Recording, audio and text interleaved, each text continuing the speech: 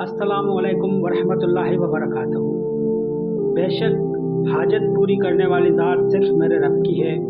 जब कोई हाजत पूरी ना हो रही हो, जिस वजह से आप मायूसी का शिकार हो जाओ, तो एक बात याद रखें, मायूसी इंसान की बची हुई ताकत को भी रायगा कर देती है।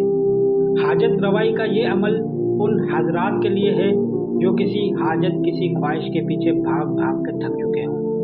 पसंद की शादी हो या बेटे बेटियों के रिश्तों में रुकावट, वसूल रिज़्क़ की तलब या घरेलू परेशानी, किसी से अपना जायज़ हक लेना या फिर मुकदमात में जीत की तमन्ना, औलाद की इस्लाह या औलाद नरीना की ख्वाहिश, इम्तिहान में कामयाबी या फिर कोई भी खास मकसद, हर जायज़ हाजत के लिए ये अमल बहुत ही आसान और मुजरब है।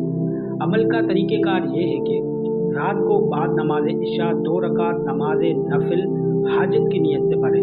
उसके बाद उसी जगह पर बाअदब तरीके से बैठ के 300 बार दुरूद इब्राहिमी बारगाह हुजूर सल्लल्लाहु अलैहि वसल्लम पढ़ें और फिर अल्लाह अज़्ज़ व जल की बारगाह में दुआ के लिए अपने हाथ बुलंद करके सदका मोहम्मद व आले मोहम्मद का वास्ता दे के अपना मकसद और खुलूस नीयत के साथ रब की बारगाह बयान करते हैं। इस तरह लगातार 3 रातें ये अमल करें।